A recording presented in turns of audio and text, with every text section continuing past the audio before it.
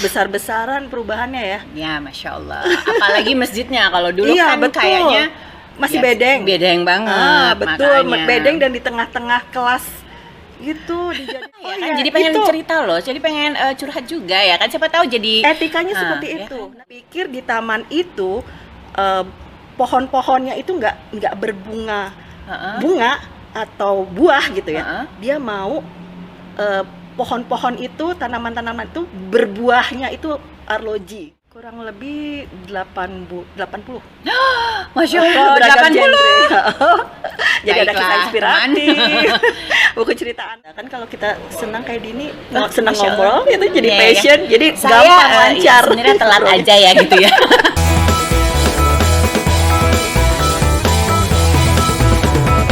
Assalamualaikum warahmatullahi wabarakatuh. Halo sahabat Kalem, apa kabar? Bersama saya Dini sebagai host pada episode kali ini, yaitu Writing is Inspiring. Nah, di sini yang membuat aku tuh hari ini agak seneng ya, soalnya selain saya ditemanin sama sahabat saya satu angkatan, juga kita mengambil tempat di Masjid 70, yaitu alma mater kita, ya kan? So, daripada berlama-lama, saya akan mengenalkan teman saya yang memang backgroundnya adalah sebagai penulis, yaitu Sinta Handini. Namanya hampir mirip sama aku. Namanya katanya panggilannya di rumah juga Dini. Jadi, mari kita berkenalan, kemudian bincang-bincang. Semoga apa yang Sinta punya menjadi inspirasi buat kita semua. Oke, selamat siang Sinta. Dini. Apa kabar? Alhamdulillah, senangnya balik lagi ke alma mater. Iya, ya. Ternyata udah berubah ya. Ih, Dari zaman makanya kita zaman dulu. kita ya kan? Masya Allah, benar-benar besar-besaran perubahannya ya. Ya, Masya Allah. Apalagi masjidnya, kalau dulu Iya, kan betul. kayaknya Masih ya, bedeng. bedeng banget. Betul, makanya. bedeng dan di tengah-tengah kelas gitu dijadiin satu. Udah bener-bener. Jadi Masya udah berapa lama nih kita ya setelah meninggalkan 70? Aku berapa lama ya? Udah lama banget. Oh, terakhir waktu sempat sih kesini tapi belum muter-muter lagi. Terakhir gitu kita ya. kajian kalem juga. Ya.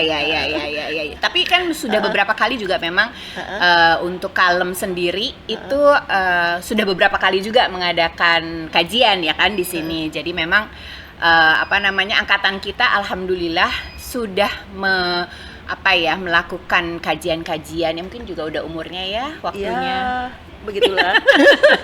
Oke, bisa cerita nggak sih Siap. bisa duluan Sinta angkatan jurusan sorry Fisika. Oh, fisika. Bareng kan? Dini sosial ya? A3 loh. A3. Ya Allah. Fisika, tapi makanya sekarang nyasarnya ke nulis ya. Nah, kok bisa? Nah, itu Nah, apa itu tuh dia. yang bikin Sinta punya hasrat apa ya? Kayak keinginan gue kayaknya pengen nulis nih di sini ya, apa gimana? Itu awalnya gimana loh? Padahal kan namanya anak IPA tuh biasanya ya gue kerja insinyur gitu loh ya kan, gue mesti yang bangunan apalah ya kan. Nah, ini gimana nih kok bisa sampai menulis? Nah, itu kan kalau misalnya idealismenya ya, fisika tuh harus insinyur segala macam. Masalahnya fisikaku menuruti orang tua. Oh, oke.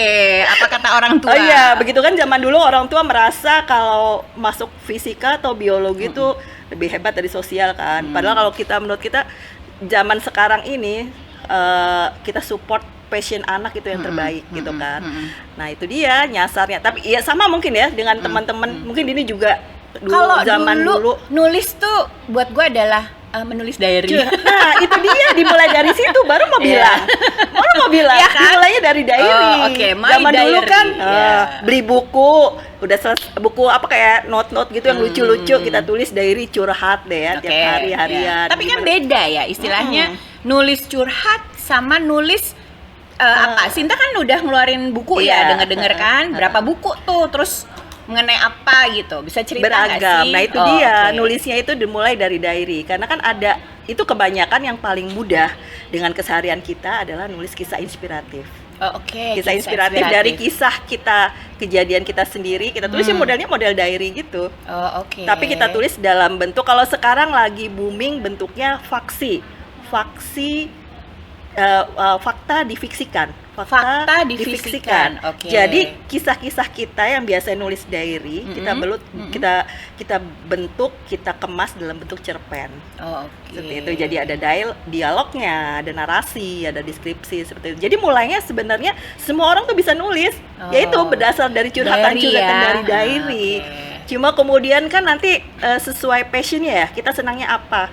Dari mulai kisah inspiratif, kemudian waktu itu saya belajar banyak ya, dari mulai kisah inspiratif, kemudian nulis komik, nulis cerita anak, nulis ensiklopedia juga, nulis apa sih, kayak buku-buku tentang seri Rasulullah seperti itu.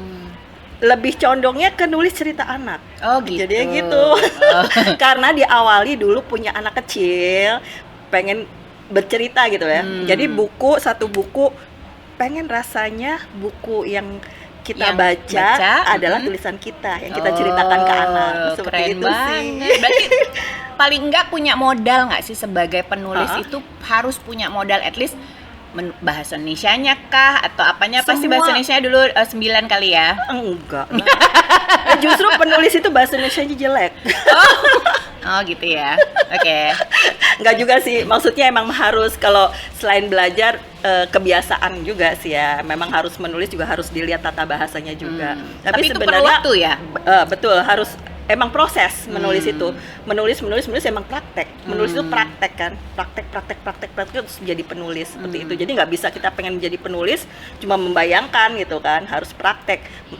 Amunisinya apa? Dari membaca, dari mendengar, dari melihat sekeliling, jadikan kita ide.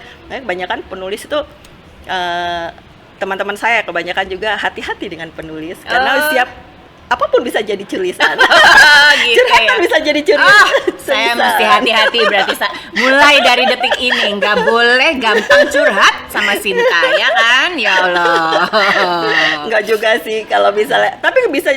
Nah itu bisa jadi kisah inspiratif. Bisa kita jadikan kisah apa dari cerita orang kita tulis. Tapi kalau memang itu kan kita samarkan ceritanya. Tapi sebenarnya cerita yang kita tulis itu semuanya ada real di dunia ini gitu kan. Tapi cuma sebelum kita mengemaskannya. Gini, kalau pada saat menulis itu izin dulu nggak, misalnya gini, gue tertarik nih Din sama masalah lo, sama cerita lo, sorry kok masalah ya kan, jadi pengen cerita lo, jadi pengen curhat juga ya kan, siapa tahu jadi etikanya seperti ya itu kan? Nah kan sekarang lagi zamannya etik ya, emang harus etikanya gitu seperti ya? itu gitu. Jadi kita kalau memang teman kita tahu teman itu, misalnya ada kebanyakan ada misalnya lomba, atau misalnya kita ingin mempunyai kumpulan dengan beberapa teman dengan tema yang seragam, kemudian kita tidak punya pengalaman di diri sendiri atau keluarga, ada teman yang bercerita, kita izin dulu.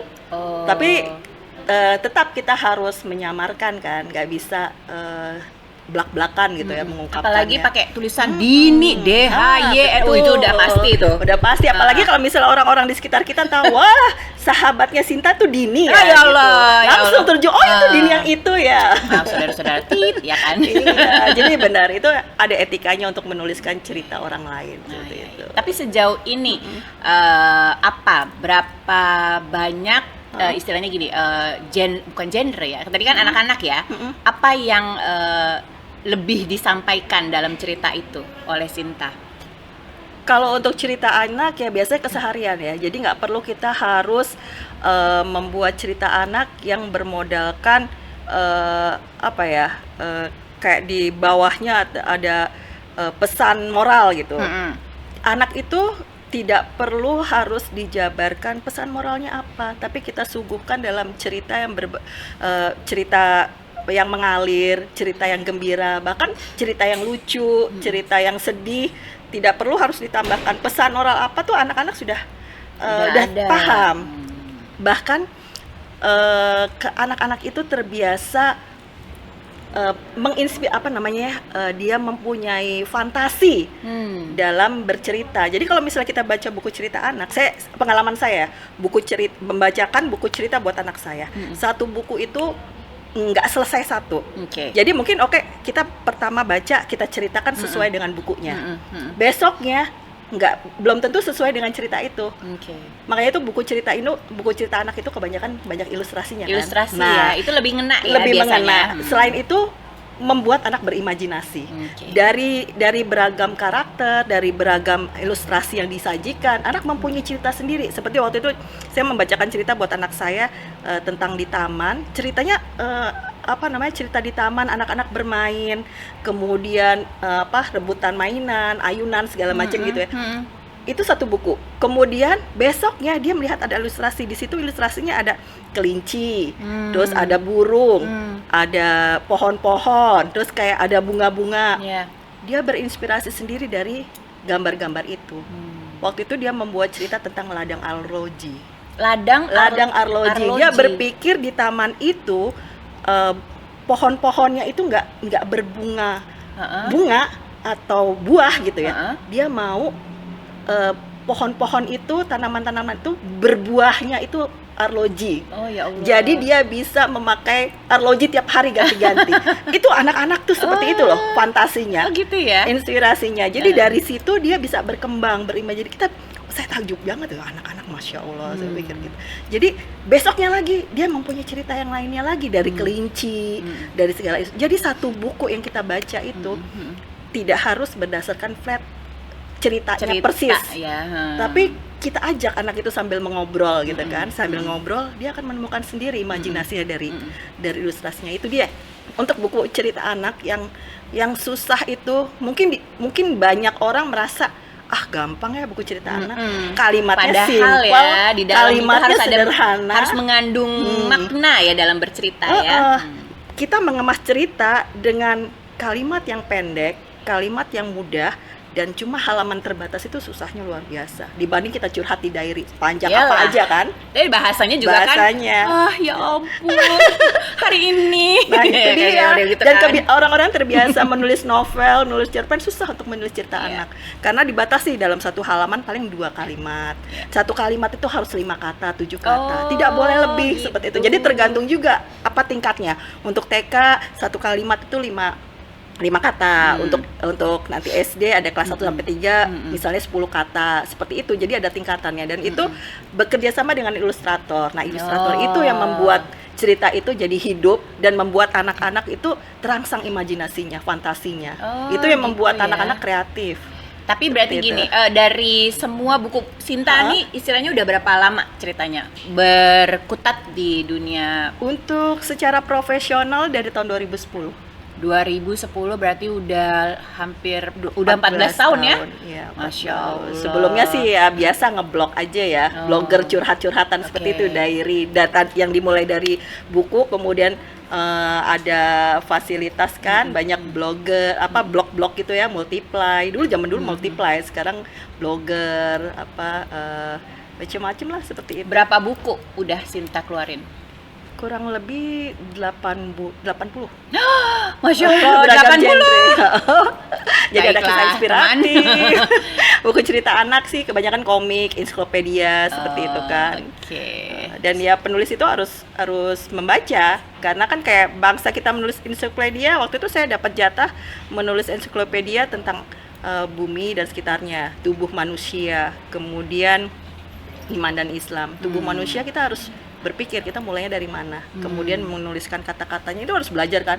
Kayak kita belajar dulu biologi, tubuh manusia apa aja sih yang mudah buat anak-anak pertama kali yang kita perkenalkan apa gitu, dari bagian terkecilnya, kemudian merambah ke semua badan sehingga mereka paham. Masya Allah, Sinta nggak nyangka loh, ya kan? Dulu kita kan kayaknya ya udahlah ya, cuma main-main ketawa-ketiwi ya kan, tapi ternyata sesuatu di balik pengalaman-pengalaman, di balik momen-momen yang sudah Sinta lalui ternyata bisa menjadi sebuah tulisan. Nah itu dia passion ya, mungkin passion itu juga yang membuat ya. kita kan kalau kita senang kayak gini, senang ngobrol itu jadi passion, jadi saya, gampang lancar. Sebenarnya telat aja ya gitu ya. Passionnya telat, tapi ya sudahlah, ada kesempatan ya kenapa nggak kita manfaatkan ya? Betul. Masya Allah. Oke, Sinta terima kasih untuk waktunya sama-sama dan sharingnya. Ya, mudah-mudahan Sinta di kemudian hari tetap bisa memberikan inspirasi dalam menulis dan mengeluarkan buku-buku yang menarik tentunya. Amin. Teman-teman Mungkin, juga nanti iya sesuai makanya passionnya tuh masing-masing. ada ini nggak ciri apa istilahnya ya, pesan-pesan lah buat teman-teman yang sebenarnya nulis itu tuh apa namanya diiniin nggak sih, dipatok atau misalnya oh lu harus apa namanya mulai, sebenarnya udah harus mulai lama, itu begitu nggak sih? Kalau untuk menjadi penulis memang harus disiplin ya. Oke. Karena kalau untuk menjadi penulis nggak cuma angan-angan, harus praktik dan tiap hari. Kalau bisa berkumpul dengan komunitas-komunitas penulis yang mendukung, jadi saling support. Jadi semangat menulisnya terus. Kalau enggak udah melempem gitu, samanya seperti gitu. Dan satu lagi, sekarang ini kan zamannya digital ya, literasi itu tidak hanya baca tulis. Sekarang literasi ada literasi digital. Kita Oke. banyak tulisan, apalagi e-book kan sekarang. E-book ya. Dan apalagi ya kita nih punya anak-anak nih. Apalagi sekarang banyak beasiswa, kesempatan keluar. Nah, itu Pengalaman seperti itu kita ya. tumbuhkan ke anak-anak supaya bisa mereka menuliskan nanti akhirnya kayak untuk apply beasiswa kan harus ada Itu ya apa, motivation resume, letter, esai, segala macam, nulis betul, esai betul, segala betul. macam. Nah, itu dimulai dari menulis gitu, seperti itu. Mungkin nggak Sinta sekarang memberikan pesan-pesan buat teman-teman, misalkan mungkin buat anak-anak teman-teman kita gitu ya, bahwa kalau yang memang punya hobi ya buat kita juga ya kan, yang seumuran kita ya. Itu tidak telat ya kan, jadi jangan Menulis hanya tidak telat. Nah tuh coba Menulis tidak telat karena bisa apa? Diawali dari sedini mungkin. Anak saya mulai menulis dari umur 7 tahun. oke. Sedangkan saya mulai menulis dari umur 30 tahun kali 30 30-an ya. gitu ya. Tapi Jadi tidak umur-umur telat. 50 Bisa banyak. Komunitas menulis saya ada yang ibu-ibu, nenek-nenek umur 60, umur 70. Ada Oh, di ada? situ. Ada. Masya Allah. Ada saya kan tergabung dalam forum penulis bacaan anak. Oh, Itu oke. anggotanya 22.000. Masya Allah. Tidak hanya dari Indonesia, tapi orang Indonesia yang di luar juga. Dan itu banyak banget ibu-ibu. Rata-rata yang kebanyakan pengen menulis itu ibu-ibu. Kan? Kayaknya Selain- media ya, Nah, sebagai salah satu media. dan tujuan utamanya sama kayak saya dulu. Apa tuh? Pengen cerita dia, buku dia dibacakan ke anaknya. Oh Rata-rata gitu. Jadi ada kayak apa ya? Kayak monumen atau apa ya, persembahan yang buat bisa dikenang buat anak-anaknya. Oh iya, kamu tidak hanya membaca buku orang lain, tapi ibu punya buku loh gitu. Jadi kebanyakan perempuan memang. Dan pokoknya dimulainya tuh tidak ada kata Tidak telat. ada telat. Tidak ada kata telat untuk memulai menulis. Iya, itu nenek-nenek juga. Saya pengen cucu saya baca buku saya sendiri. Oke. Seperti itu. Masya Allah. Oke, Sinta, terima kasih sekali lagi. Sama-sama Dini. Telah memberikan masukan, Alhamdulillah. inspirasi, kemudian tips and trick ya kan. Nggak ada kata Dalam- telat. Tidak ada kata telat untuk menulis. Yang penting praktik tiap hari nulis. Yang penting praktek. Kemudian apa lagi tadi? apa? Semangat. Semangat. Iya, kalau pengen semangatnya bertambah ikut komunitas menulis. Iya. Nanti pokoknya menulis. untuk keterangan lebih lanjut bisa menghubungi Sinta Insya Handini, Allah. Saling Masya sharing Allah. aja, Ya kan, saling saling sharing. sharing. Oke, terima kasih untuk Sama-sama, waktunya. Dini. Di kesempatan lain kita Amin. bisa open lagi Siap. untuk sharing sessionnya. Oke. Terima kasih untuk sahabat kalem atas waktu dan perhatiannya. Saya ucapkan wassalamualaikum warahmatullahi wabarakatuh. Salam El. Waalaikumsalam warahmatullahi wabarakatuh.